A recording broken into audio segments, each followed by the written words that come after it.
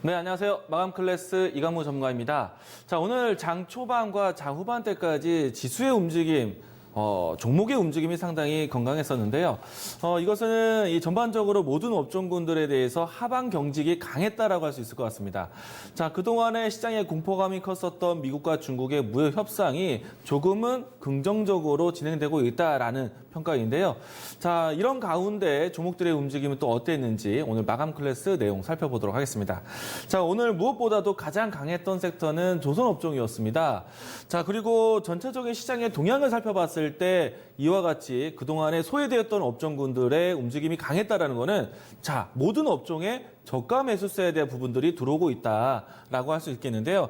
자, 우선은 조선주 쪽에서는 하반기에 선박 수주에 대한 기대감이 나타나면서 전체적인 저가 매수세가 들어왔습니다.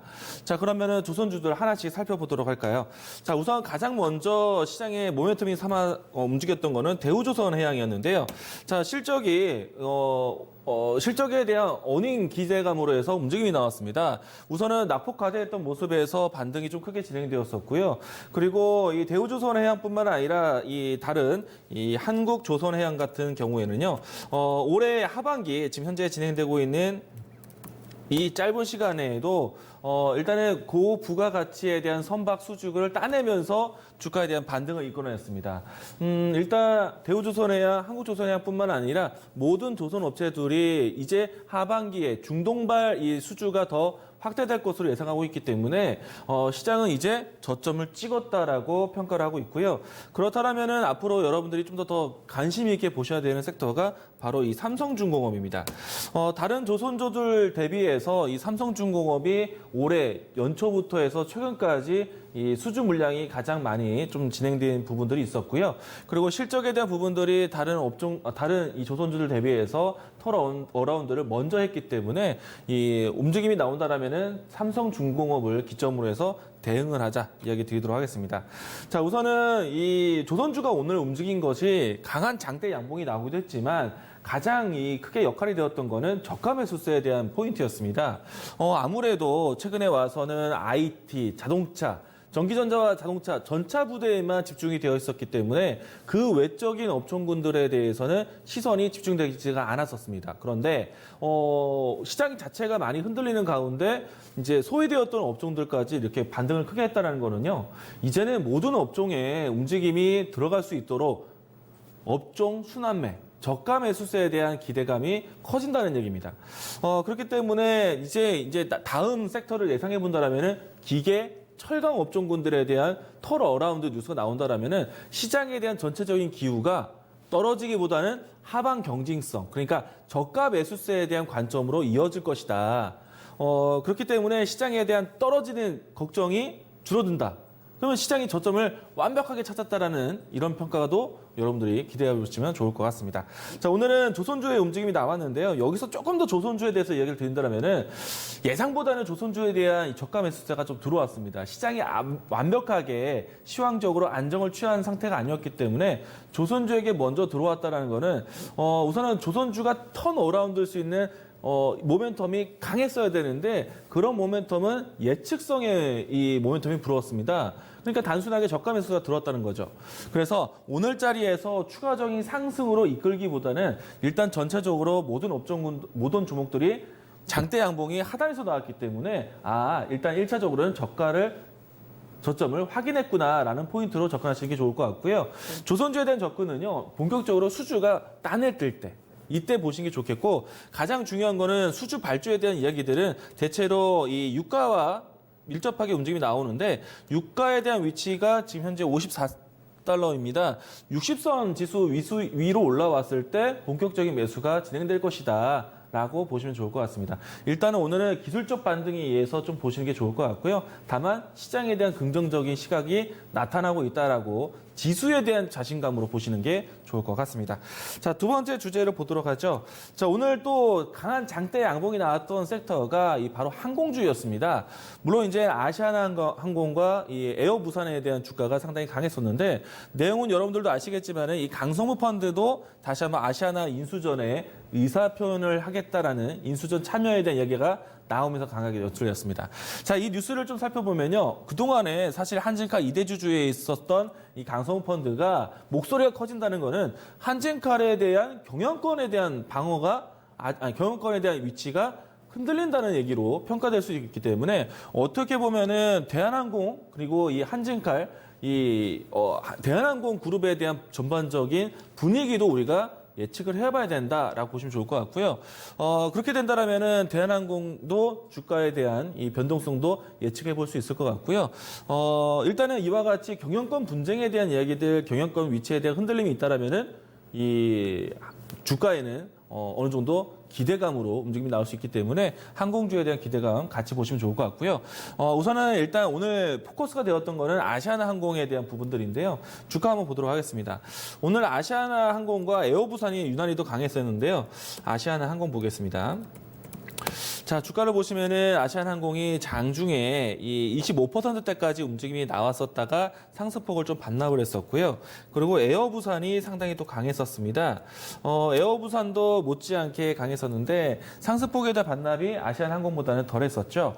자, 우선은 아시아나항공에 대한 전반적인 통매각에 대한 기대감으로만, 통매각에 대한 방향으로만 진행이 되었다가 이번에 아시아나항공에 대한 실적에 대한 우려감이 나오면서 부분 매각에 대한 이야기들이 다시 한번 나오고 있습니다.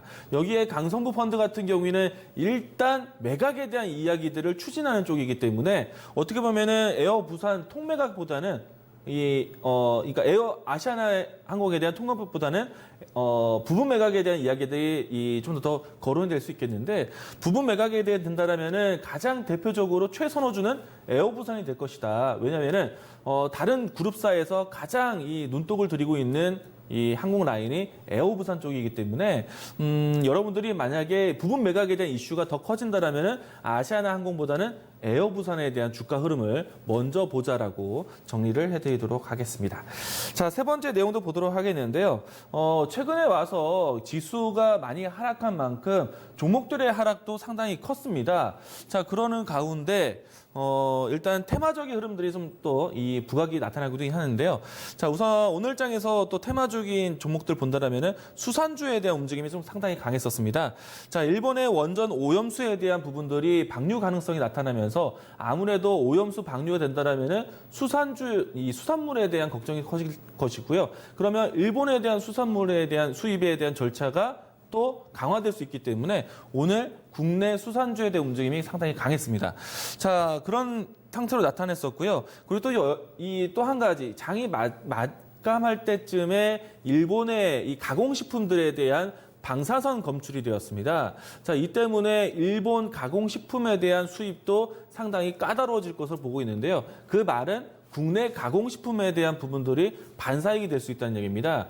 그리고 여기서 더불어서 일본에 대한 이 방사능에 대한 부분들은 일본 자국에서 굉장히 까다로운 또 민감한 사안이기 때문에 어떻게 보면은 일본에 대한 이 경제 보복이 이쪽으로 나타나고 있다라고 보시면 좋을 것 같습니다. 그러면 일본의 경제 보복이 커진다라면은 또 다시 한번 이 일본에서는 추가적인 수출 규제에 대한 부분들이 나타날 수 있기 때문에 이 내용들이 커진다라면은 테마적인 부분들이 커진다라면은 일본과의 경제 마찰. 지수는 안 좋겠지만은 종목에 대해서는 국산화에 대한 이야기들은 더 다시 한번 커질 수 있기 때문에 이 부분들에 대한 투자 아이디어 전환도 필요하다는 것 이야기 드리도록 하겠습니다. 자, 내일장에 대한 준비로 가보도록 하겠는데요. 우선은 오늘 우리 증시가 상당히 긍정적으로 마감을 했습니다. 물론 이제 코스닥은 장중에 등락폭은 있었지만은 코스피 지수 자체가 상당히 견고하게 지수 흐름이 나타냈었는데요. 자, 오늘 이 밤 사이에 주목하셔야 되는 내용 중에 가장 중요한 내용이 있습니다. 자, 미국에서 이 화해 거래 제한에 대한 유예 조치를 90일간 했었는데요. 오늘 마감을 하게 되죠. 자, 그래서 이 부분들을 추가적으로 연장할 것인가 아닌가에 대한 결정 발표를 오늘 하게 됩니다. 물론 이제 시장에서 예측하기로는 이 90일 유예 조치를 추가적으로 연장할 것으로 보고 있는데 아마도 예측은 90일에 대한 연장을 90일로 또 추가 연장하는 것으로 방안을 예상을 하고 있는데 만약에 90일 이하로 해서 이 유예 조치 이 연장에 대한 기간을 짧게 보인다면은 오히려 이거는 악영향이 나올 수가 있습니다. 그래서 오늘 밤 사이에 나올 수 있는 이 유예 조치 연장에 대한 발표 예의주시하셨다가 만약에 90일에 대한 동일한 연장 선상이 나오지 않는다라면은 시장에서는 내일 악영향이 나올 수 있다라는 점 참고사항으로 이야기 드리도록 하겠습니다. 우선은 오늘 증시에 대한 움직임들, 특히나 조선주의 흐름들을 봤을 때 그동안에 소외되었던 낙폭과대 업종에 대한 저가 매수세가 들어왔다. 조선주부터 들어왔고 또 오늘 못지않게 건설주의 움직임이 좋았었는데요. 자, 건설주들을 하나씩 좀 살펴보도록 하겠습니다. 오늘 건설주 중에서는 이 GS건설이 가장 큰 상승을 보였었는데요.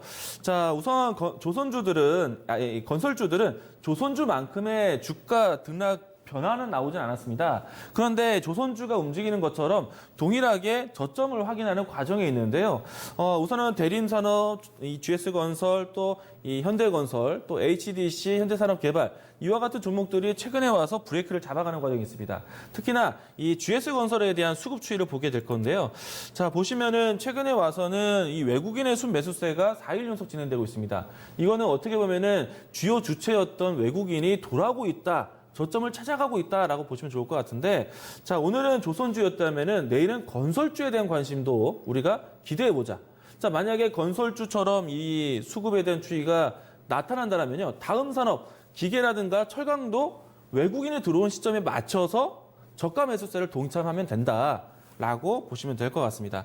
자, 우선은 수급에 대한 부분들을 보도록 하겠는데요. 자, 대림산업은 사실 상승폭을 좀 반납하긴 했지만은 최근에 와서는 외국인에 대한 수급 추이가 크게 떨어져 나간 형태는 아니었기 때문에 만약에 GS건설부터 해서 올라오는 추이를 따라간다라면은 대림산업이 또 강한 시세를 연출하지 않겠는가 볼 수 있을 것 같고요.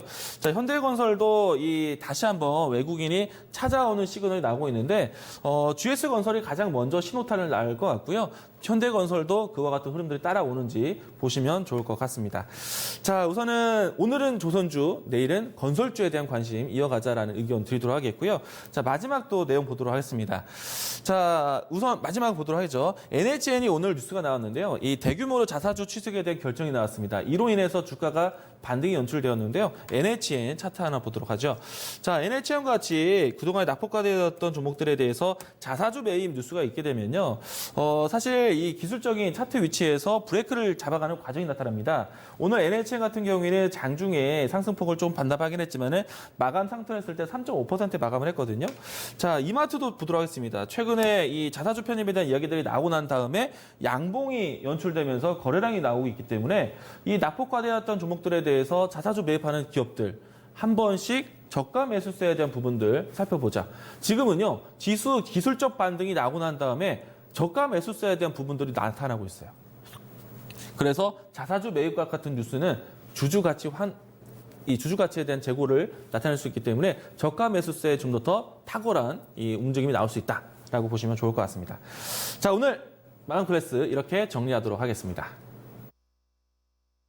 네, 이감훈 전문가는 순환매 장세 대응법에 대해서 일러두고 있습니다. 오늘의 주인공이 조선이었다면은 내일은 그 바통을 건설주가 이어받을까요? 네, 이 가능성 좀 보셔야 될 것 같고요. 대림산업과 현대건설을 투톱으로 제시를 합니다. 좀 뭔가 안전장치가 돼 있는 종목들을 최근에 믿을 만한 투자처가 될 것 같아요. 네, NHN도 오늘 상당히 강한 오늘 반등이 연출이 됐는데요. 시세의 연속성 함께 점검해 보시면 좋겠습니다. 이렇게 해서 오늘도 투자 판단에 대한 많은 도움 말씀을 드렸고요. 종목의 상승과 하락을 보장하지는 않습니다. 남은 시간 편안하게 보내시고요. 저희들 내일 다시 찾아뵙겠습니다. 고맙습니다.